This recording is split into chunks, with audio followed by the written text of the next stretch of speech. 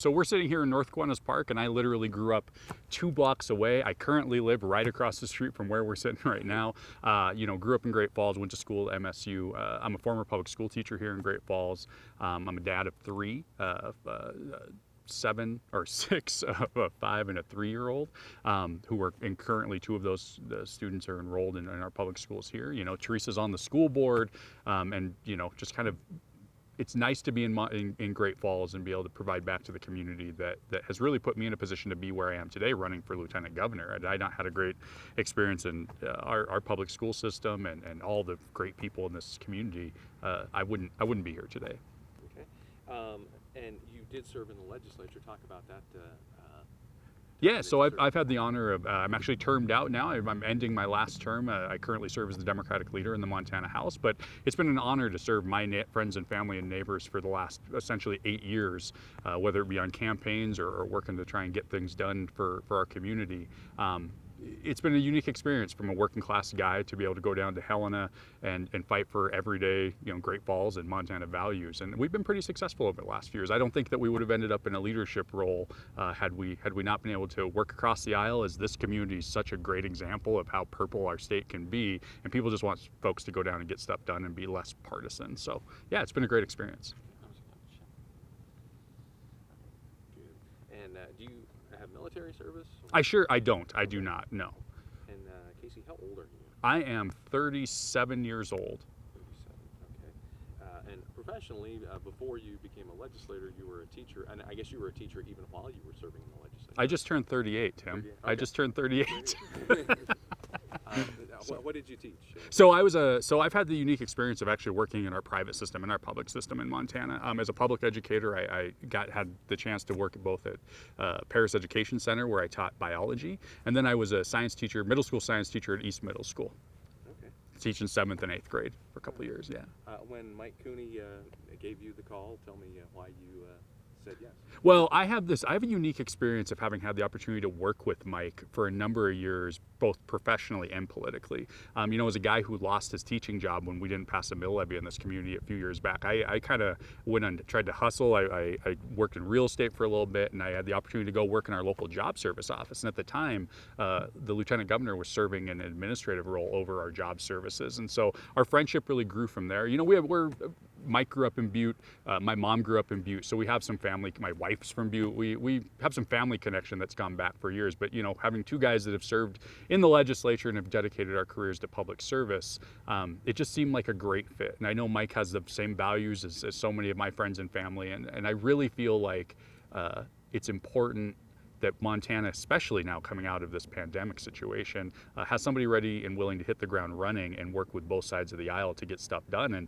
And Mike's got a track record of doing that. And that's the most important thing I value in an elected official, is somebody who understands what everyday Montanans go through, their trials, their tribulations, and their successes. And Cooney grew up in Montana. My friend Mike's from Montana, from Butte, and as well as me being from Great Falls. I think that's a good combination. Blue collar communities. So you and Mike Cooney, and I guess specifically you, what would you say you bring to the table, to the ticket, and to the people of Montana? Yeah, so it's not an accident that Mike chose a former public school teacher, somebody who has actually experienced what education budget cuts do. It's not an accident that Mike picked a special needs parent. 2 of my sons are on the autism spectrum. Mike understands that we should have diverse perspectives and that every Montana deserves representation, because representation matters.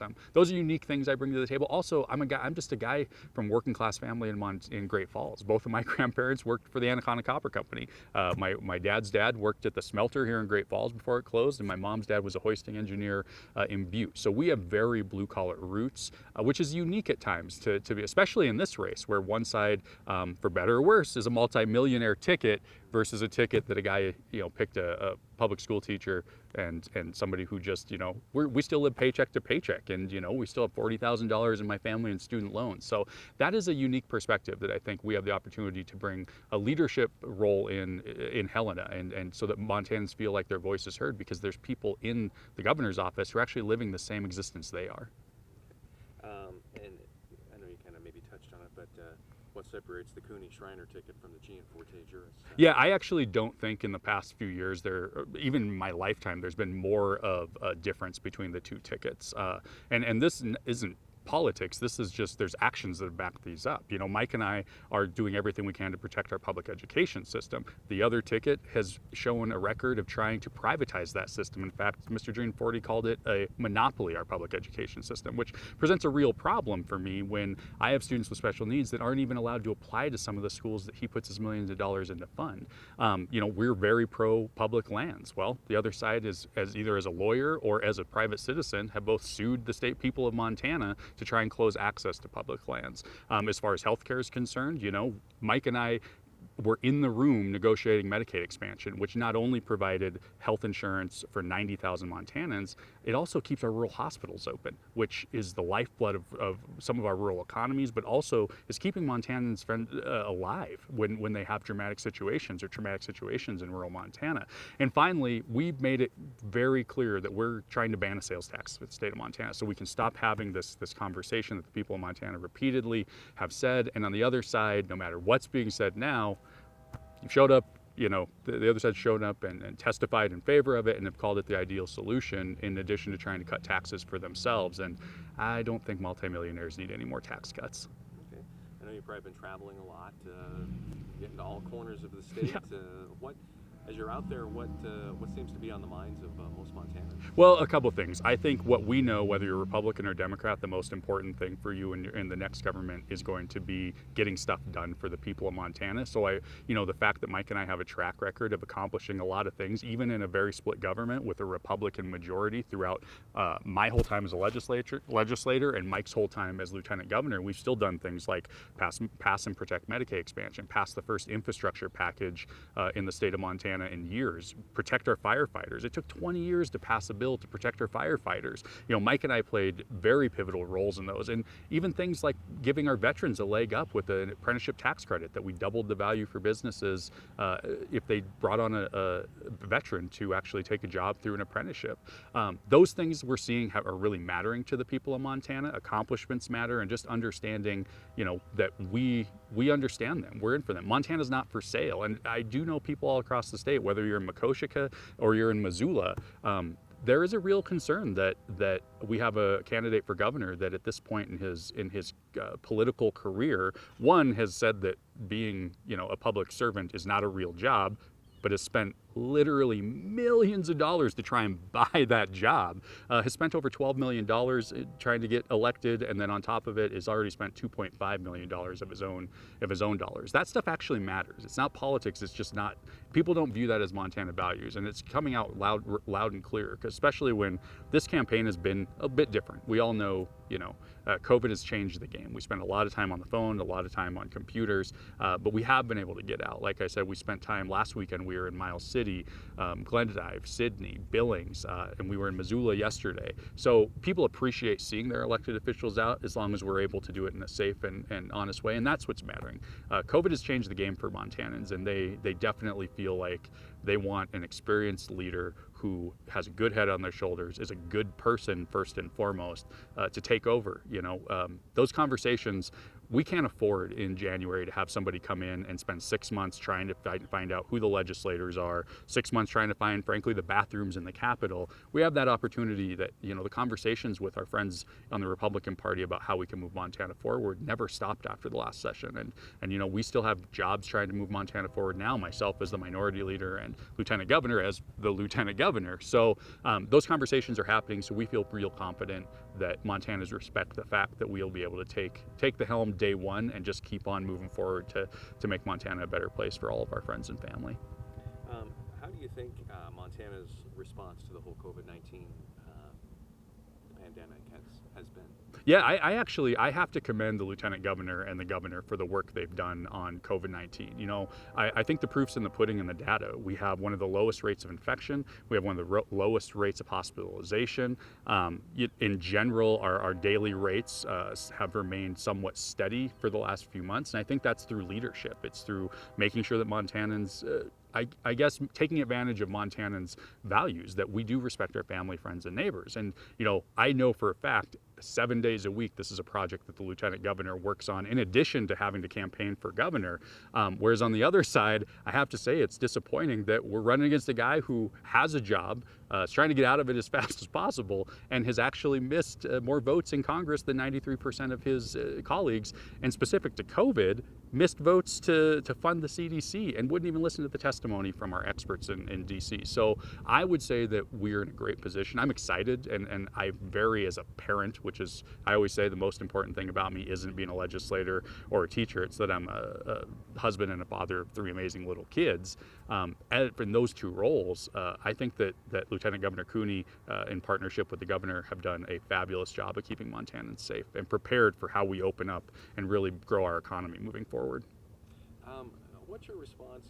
We see some of these ads from the Republicans that say Mike Cooney has never had a real job and has been a career politician for so many years. What's your response to that? I mean, I think that if the worst thing you can say about Mike Cooney is he's given his life to serving the people of Montana, it's a pretty shallow dig, in my opinion. You know, there was the ad that referenced he's made $1 million on the people of Montana over 40 years.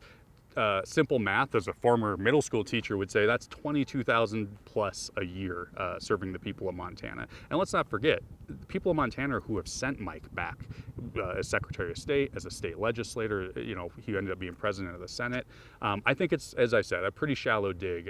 And again, for something that's not a real job, Mr. Gianforte has spent over $12 million of his own money to try and buy a position that apparently he doesn't feel is a real job, which makes me question how he's going to view the job once he has it. So, you know, we're going to keep on moving forward, talking about the things that we, you know, protecting our public lands, investing in our public education system, making sure that we have high quality, affordable access to great health care, and then that we're not going to shoulder the burdens on regular Montanans with things like a sales tax. So while people that are in the top 1%, you know, a gallon of milk, it may be a certain percentage of my income or your income, but that's nothing to a guy like Greg Gianforte. So of course he wants us to pay a higher percentage of taxes on our goods and services, but while cutting his you know, investment tax rate or something like that. So I do think that we're in a great position to speak to the people of Montana about everyday Montana values. I think that those commercials, it's sad that they went negative the day after the primary, and that just tells you that you know, they're willing to do anything to get elected. And let's not forget, this is a guy who already has a track record of being dishonest. He lied to police when he had the opportunity to be just upfront and say, I made a mistake, you know, when he assaulted the reporter, but he lied to law enforcement. So I think Montanans have a right to be semi-skeptical of any promises he's making now and commitments he's making now during a campaign cycle. You know, my grandma always said the best indicator of, you know, future actions is what your past actions were. And I think if Montanans examine the resumes of the Lieutenant Governor and the resume of Mr. Gianforte and the actions they've had, it's a pretty clear choice. As far as your experience in the legislature, do you think that helps you in this position? Because you've been in some of those big negotiations as a House leadership, I guess, and as also just as a legislator. Yeah, I've been really lucky to be able to, you know, when I went in the legislature my very first session, I made it a point to sit down with legislators from the 70s and 80s to see how they did business, when they used to work across the aisle, when they used to, you know, argue like cats and dogs on the House floor and then go out and have a beer and have dinner together.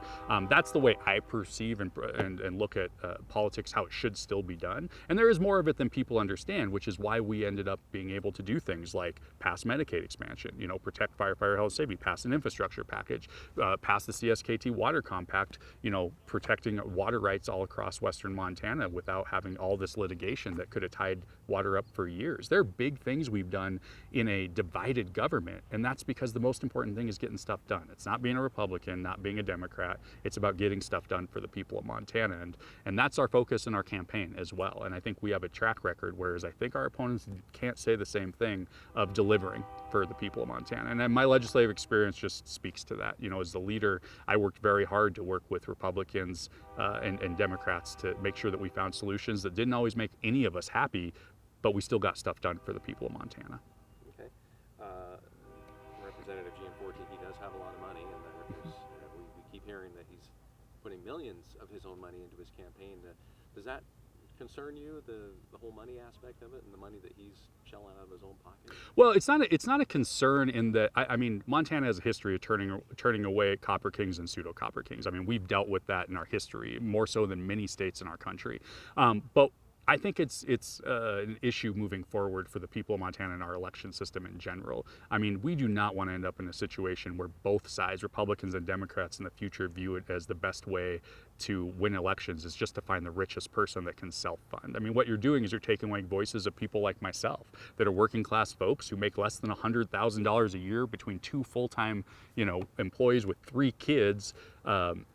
Our voices will get stamped out in that circumstance. So that does concern me. I'll be honest with you, it concerns me if you look at the ticket up and down the ticket, you're seeing a big shift in the Republican Party and of self-funding. And I really hope moving forward, Montanans, no matter how they vote, take a good, strong look at what campaign finance needs to look like in the future and how we maintain everyday Montana experiences and voices in our elected officials. And I think, Mike and I were up against big money in the primary. We're up against big money this time, but it's getting out and talking to Montanans, and there's not anybody better than that and has a history of doing that than Mike Cooney. So I feel pretty confident that it's gonna be a close race. We all know that, but that's how it should be. It should be a close race, and we should have to earn every single vote that we get, and we're willing to travel to every corner and do that in a safe way.